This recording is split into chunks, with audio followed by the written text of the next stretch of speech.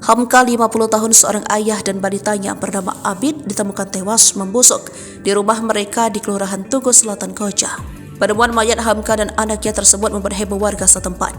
Diketahui Hamka merupakan seorang pengusaha travel umroh.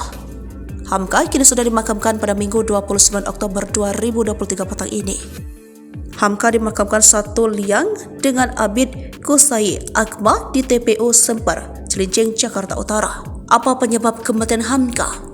Pihak kepolisian masih melakukan pemeriksaan terkait penyebab kematian ayah bernama Hamka 50 tahun dan anak balita yang tewas membusuk di Koja, Jakarta Utara.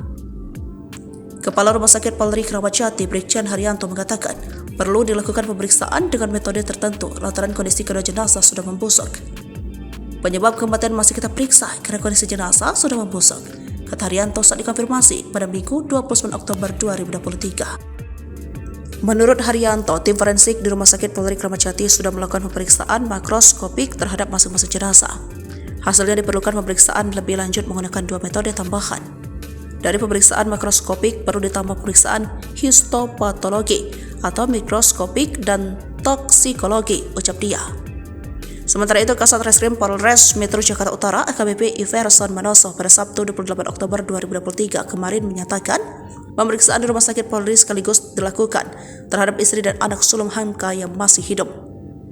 Kedua penghuni rumah yang masih hidup ini kondisinya kesehatan sangat buruk sehingga polisi juga perlu melakukan pemeriksaan secara medis. Ibu dan anak yang selamat masih berada di rumah sakit, sementara yang masih hidup belum ada kekerasan fisik terhadap ibu dan anak tersebut, ucap Iverson.